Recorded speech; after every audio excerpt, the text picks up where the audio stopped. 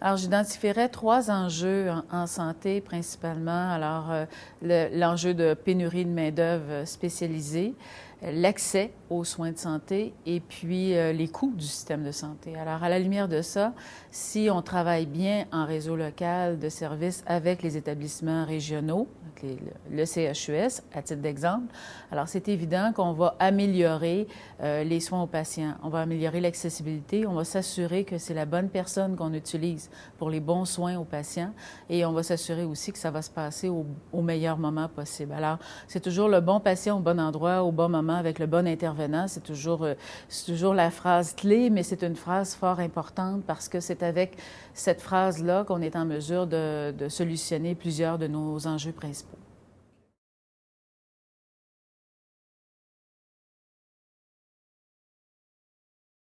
On avait des listes d'attente, à titre d'exemple, au niveau du diabète. Alors, avec un meilleur cheminement du patient, une meilleure trajectoire du patient, on peut transférer des patients en première ligne et donc éviter qu'on ait des délais d'attente pour des soins spécialisés ou plus surspécialisés pour certains types de diabète qui sont plus problématiques. Alors, je pense qu'en travaillant en réseau local avec nos partenaires, c'est une façon qu'on a de pouvoir aider à solutionner les délais d'attente au niveau de nos listes d'attente.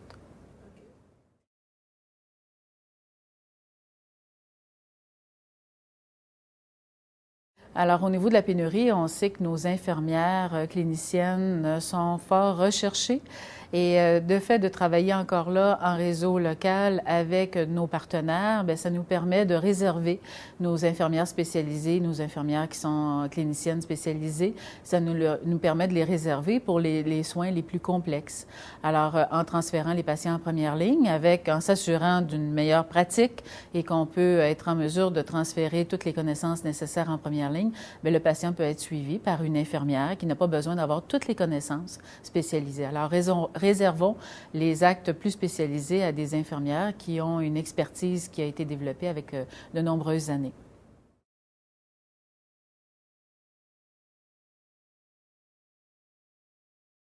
Au niveau des coûts de santé, c'est évident que quand on se retrouve au niveau des soins surspécialisés, on a une infrastructure qui est très lourde, très coûteuse.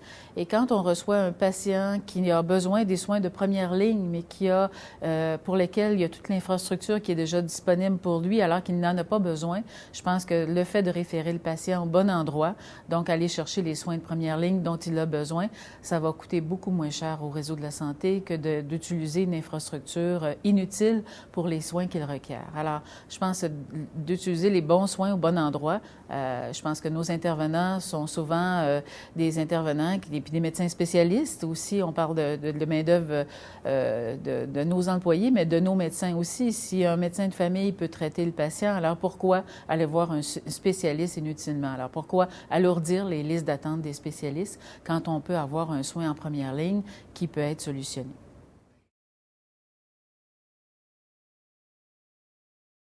Dans toutes les spécialités médicales, je pense qu'on a souvent des soins de deuxième ligne et de troisième ligne qui sont utilisés, alors que notre première ligne n'est peut-être pas est utilisée de façon la plus efficace. Et en santé mentale aussi, je pense que de ce côté-là, on a encore énormément d'efforts pour que les médecins de famille, les omnipraticiens sur le territoire peuvent apporter un concours plus important en ayant les connaissances nécessaires pour traiter ces patients-là, mais qu'on réserve les spécialistes en psychiatrie à des fins plus spécialisées. Alors, je pense qu'on peut, dans plusieurs domaines, et puis ça peut être aussi le cas au niveau de la chirurgie, on peut sûrement faire en sorte d'opérer un patient, mais de faire en sorte que ce patient-là se retrouve en première ligne plus rapidement. Puis peut-être dans l'hôpital qui peut lui donner la finalisation de ses soins de première ligne. On peut avoir aussi en néonatologie ce même phénomène-là. Le bébé qui a besoin de soins complexes a besoin d'être au CHUS, mais par la suite, il peut sûrement aller chercher ses soins intermédiaires dans sa région respective et dans son hôpital qui donne des soins de courte durée de première ligne qui sont moins spécialisés. Mais je pense qu'il y a une conscientisation qui est maintenant faite et on doit passer maintenant à l'action.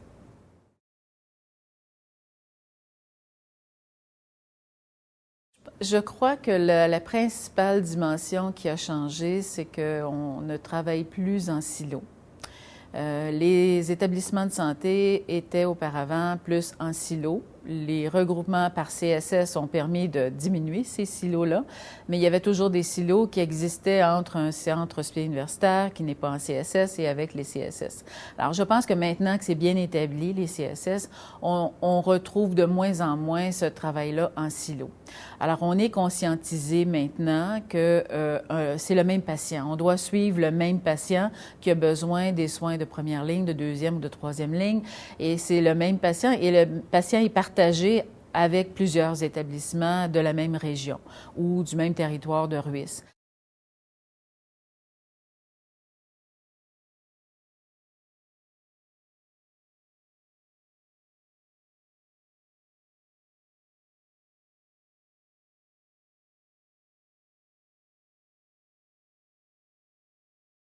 Alors, c'est pour ça qu'on est tous, les établissements, ensemble à trouver le meilleur cheminement pour ce patient-là en fonction de ses besoins précis.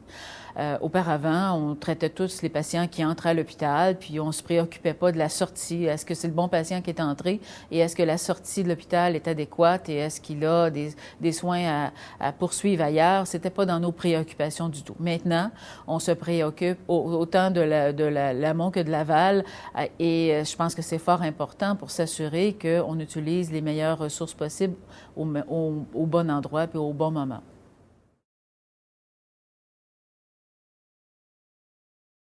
Alors, au niveau d'un CHU, à l'intérieur du réseau de la santé, c'est de travailler justement avec l'ensemble des autres partenaires, des autres CSS principalement, mais des autres partenaires régionaux aussi. Encore là, c'est de voir est-ce qu'on puisse avoir la même idée du cheminement du patient. Donc, c'est quoi les meilleures pratiques qu'on peut avoir pour traiter des maladies inhérentes à ce patient-là? Et on peut regarder la trajectoire qui s'ensuit et par la suite les rôles et responsabilités de chacun. Donc, on va mettre en œuvre sur le territoire ou dans le territoire de Ruisse ou dans le territoire régional la meilleure façon de faire pour qu'on puisse utiliser à bon escient l'ensemble des ressources disponibles. Alors, à titre d'exemple, en cardiologie, je pense qu'on a réussi au niveau du territoire de Ruisse à faire en sorte qu'on puisse utiliser la même pratique, qu'on puisse documenter l'ensemble des partenaires qui ont à transférer des patients au CHUS, mais en même temps, on se préoccupe aussi, après avoir donné les soins surspécialisés, de retourner les clientèles dans leur territoire respectif pour compléter leur cheminement. Alors, je pense que c'est là le rôle d'un CHU, de jouer un rôle de soins surspécialisés ou de soins spécialisés, dépendamment des territoires, et de faire en sorte que ce cheminement-là soit bien adéquat pour chacun des types de clientèle que nous devons desservir.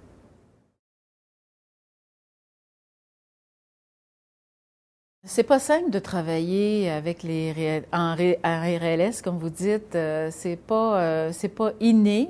Chaque membre du personnel, chaque médecin qui appartient à une organisation travaille pour son organisation avant tout. Alors maintenant, c'est de les faire cheminer vers le soin, le meilleur soin au patient, comme on dit toujours, mais en fonction, est-ce que c'est le bon patient que je reçois, puis est-ce qu'il est bien desservi et comment je peux le réacheminer dans le parcours adéquat dans un réseau de santé qui est bien équilibré. Alors maintenant, on doit faire en sorte que ce cheminement-là soit pour notre personnel et nos médecins. Et il faut maintenant que ces gens-là puissent travailler avec leurs partenaires des réseaux locaux, donc les autres professionnels qui sont dans les réseaux locaux, dans les CSS ou dans les autres établissements régionaux, c'est de s'assurer qu'on n'offre pas, qu'aucun patient ne va tomber entre deux chaises, mais qu'on puisse comprendre les services qui sont offerts par les CSS, qu'on puisse y contribuer en termes de transfert de connaissances pour s'assurer des meilleures pratiques, mais de faire en sorte que le cheminement du patient puisse sortir de l'hôpital pour s'en aller dans le réseau local qui le concerne avec les soins appropriés, les soins ou les services appropriés. Alors, c'est plus complexe que de traiter le patient de A à Z, mais par contre, je pense que c'est de s'assurer qu'on n'a pas des patients sur une liste d'attente qui attendent indûment parce qu'on va donner un soin complet à un patient alors qu'il peut être suivi dans sa communauté pour compléter soit son hospitalisation ou soit pour compléter à domicile les besoins suite à une hospitalisation. Alors, je pense que c'est là le rôle d'un CHU, c'est de faire en sorte qu'on ait bien les liens établis avec l'ensemble de nos partenaires, qu'on puisse bien s'entendre sur le cheminement le cheminement et la trajectoire. Puis par la suite, c'est de faire en sorte que ça puisse s'œuvrer sur le territoire. C'est sûr qu'il y a aussi une complexité qui concerne la grandeur et la grosseur des CSS. Alors, dans une région, on peut avoir un CSS qui soit beaucoup plus grand qu'un autre et qui a beaucoup plus de ressources disponibles en première ligne qu'un autre CSS. Alors, pour un CHU, c'est difficile le mieux, c'est de standardiser puis de faire en sorte que ça se passe de la même façon pour tout le monde. Mais dans les faits, ça ne se passe pas comme ça. Alors, certains territoires, on doit continuer à les desservir en première ligne, alors que d'autres, ils sont capables de prendre en charge les clientèles. Alors ça devient un peu plus complexe aussi à œuvrer.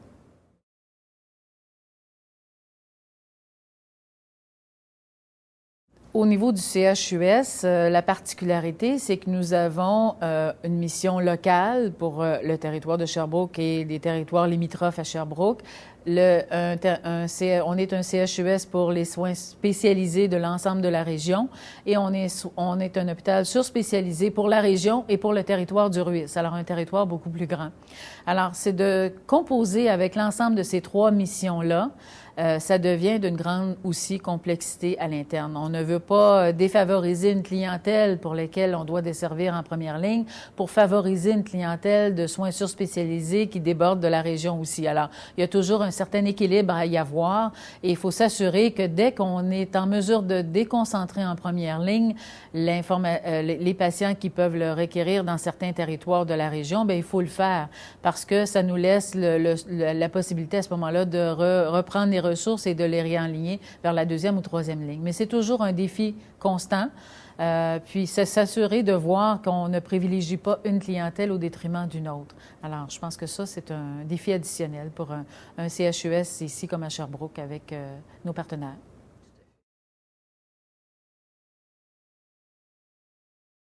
Alors, au niveau de notre hôpital local, il y a eu beaucoup de choses qui se sont faites dans les dernières années, principalement pour les maladies chroniques. Je pense que pour les maladies chroniques, on a pu voir une évolution importante de patients, que ce soit en diabète, en insuffisance cardiaque, en réadaptation cardiaque, en MPOC ou dans d'autres domaines, qui ont pu être retournés vers la communauté, vers les CSS pour être bien desservis en première ligne. Nous avons aussi fait des efforts importants au niveau de la santé mentale. Il en reste encore énormément, mais je pense qu'au niveau de la santé mentale, là aussi, il y a des équipes maintenant qui sont disponibles en première ligne, des équipes professionnelles dans les CSS qui sont disponibles, et ça nous a permis de revoir avec nos psychiatres et avec nos professionnels en santé mentale, de revoir comment certains types de clientèle peuvent être traités maintenant, soutenus par la première ligne et au besoin revenir en deuxième ou en troisième ligne si le besoin se manifeste. Alors, je pense que de ce côté-là, beaucoup de ces efforts-là vont se déployer encore au cours des prochaines années.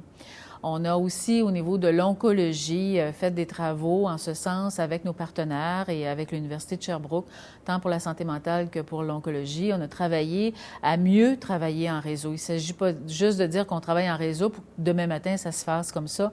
Je pense que c'est toute une culture à développer à l'intérieur de notre établissement et des établissements partenaires aussi, et de faire en sorte que chacun va jouer son rôle, mais au bon moment et selon une pratique médicale et professionnelle qui est bien établi dès le départ. Alors, je pense que de ce côté-là, je pense qu'on a des efforts de plus en plus à faire, mais c'est dans toutes les spécialités, mais particulièrement pour les maladies chroniques où on peut voir que le patient a besoin de soins fréquents à l'hôpital. Alors, comment on peut faire pour qu'il puisse être mieux soutenu par la première ligne? Et la première ligne, y incluant naturellement le médecin de famille.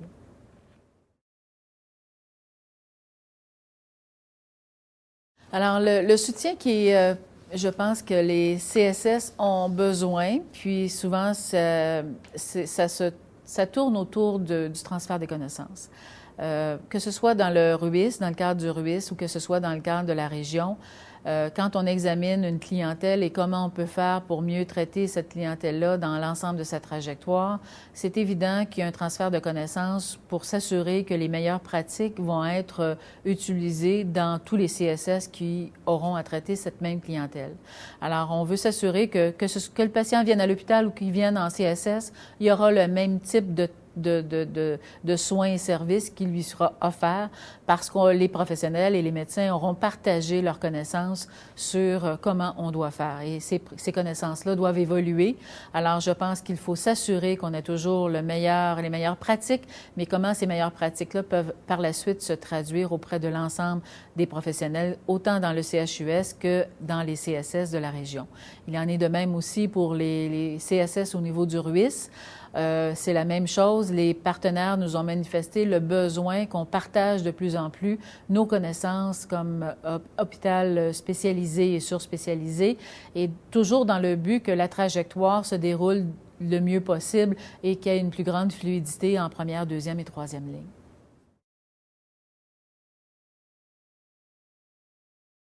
Je pense que de changer de plus, c'est la continuité des services.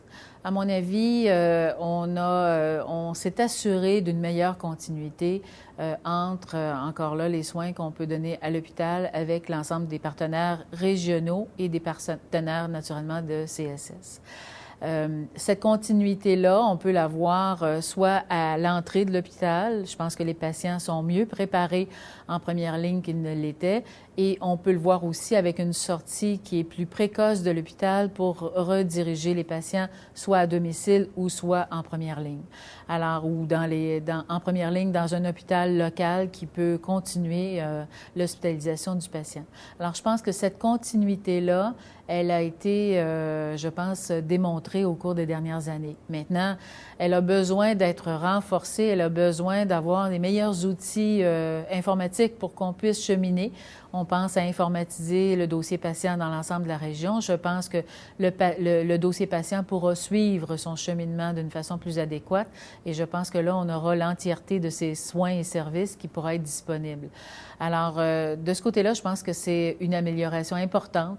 Et au niveau de nos gestionnaires et de nos professionnels, je pense que la culture de cette continuité de service-là est maintenant bien ancrée. Il nous reste à la formaliser, à l'améliorer, à évaluer aussi auprès des patients si c'est une amélioration pour eux ou si c'est pour eux, ils n'ont pas vu le changement. Je pense qu'il faut que ça soit pour le meilleur des mondes parce que l'objectif de la continuité, c'est de s'assurer aussi qu'on va libérer des ressources dans le milieu plus spécialisé, plus surspécialisé pour diminuer les délais d'attente, que ce soit en chirurgie ou en médecine. Alors, je pense que cette continuité-là, il faut que le patient puisse l'apprécier, mais en même temps, il faut qu'il n'en souffre pas de ce manque de continuité pour qu'on puisse servir plus de patients. Alors, je pense qu'il y a un équilibre entre la qualité, la continuité et l'accessibilité qui doit être préservé.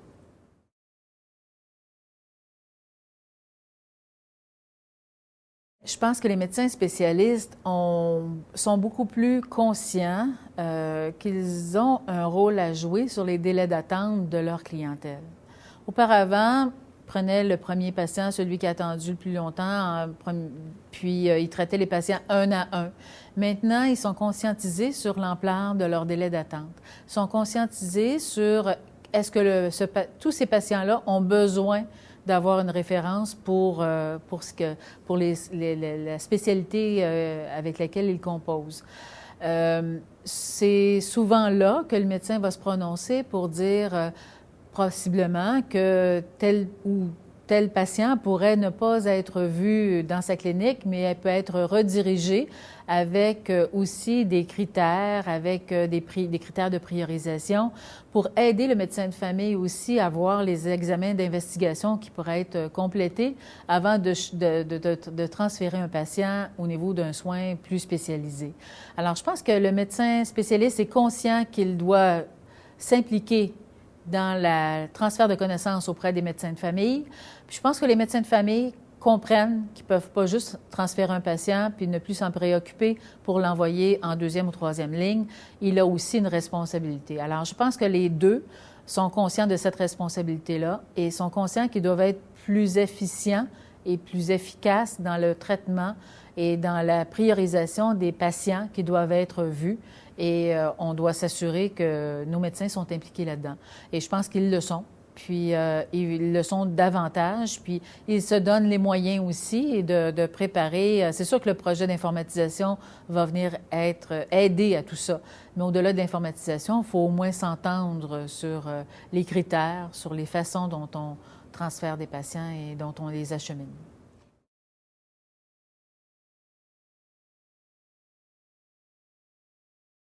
Alors, dans notre région, il y a eu beaucoup de choses qui se sont faites, surtout en médecine. Et la médecine, c'est très vaste, mais je pense qu'il y a encore énormément à y faire de ce côté-là. On a aussi fait beaucoup de dossiers qui sont reliés aux patient, le bon endroit pour le patient en fonction de sa situation, que ce soit pour l'URFI, l'UCDG ou la longue durée. Alors, de ce côté-là aussi, je pense qu'avec l'arrivée des guichets uniques, ça nous permet de bien identifier les besoins du patient au bon moment et de s'assurer qu'on va pouvoir transférer ce patient-là le plus tôt possible pour éviter que sa maladie ne dégénère compte tenu de l'âge de ces personnes-là. Alors, je pense que de ce côté-là, toute l'approche personne âgée nous a conscientisé beaucoup et je pense qu'avec la première ligne, il y a un véritable réseau qui s'établit pour rechercher pour le patient en question le meilleur endroit possible pour lui.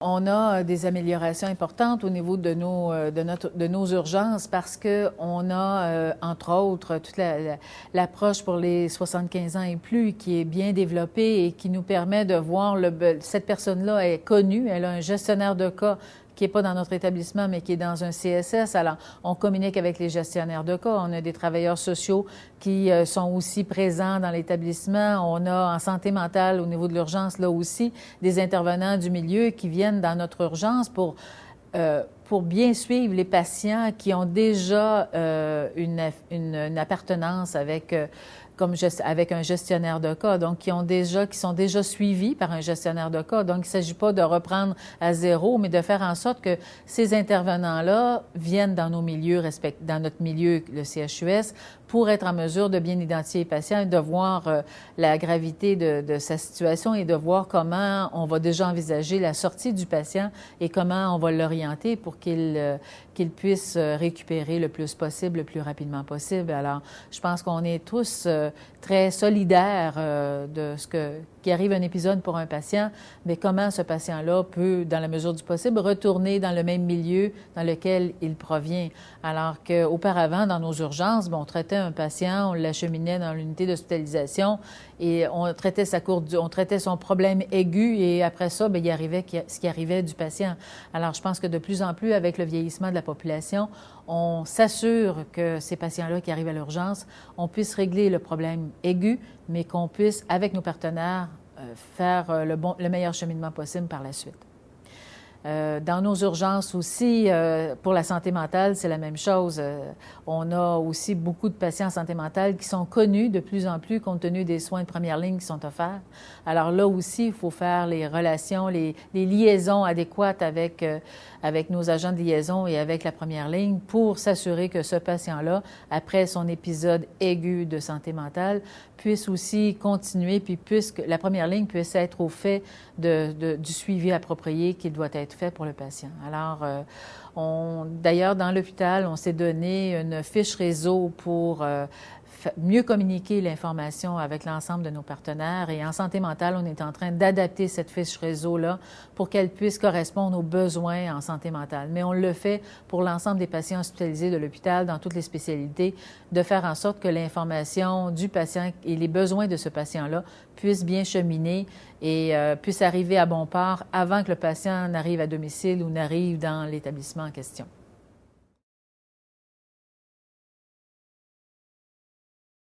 Je pense qu'il y a encore une culture à renforcer parce qu'on le prend par spécialité. On est en train de travailler beaucoup en santé mentale.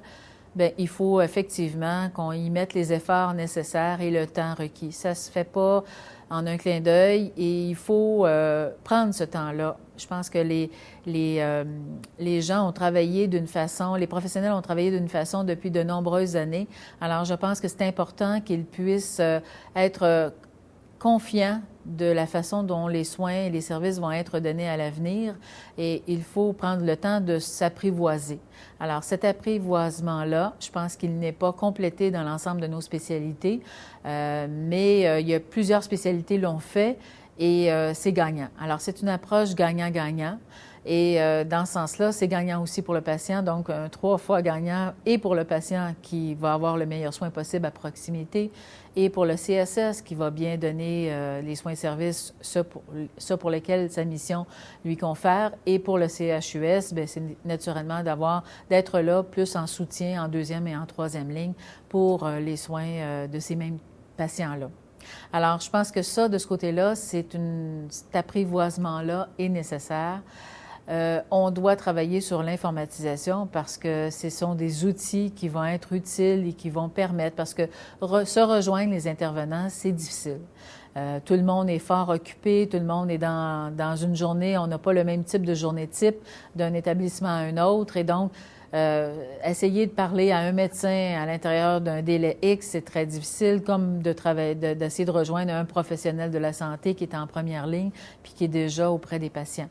Alors, de se doter de moyens informatiques pour transmettre l'information pertinente et au bon moment, je pense que c'est un autre enjeu important pour lequel on est en train de l'adresser dans notre région respectivement.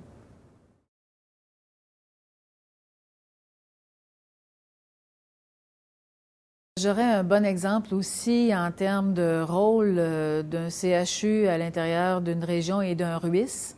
Alors, on a développé le télésoin de plaie, donc avec des outils informatiques et avec un guide des meilleures pratiques qu'on a élaboré, mais avec les spécialistes du CHUS, mais avec aussi les CSS, plusieurs CSS qui étaient impliqués.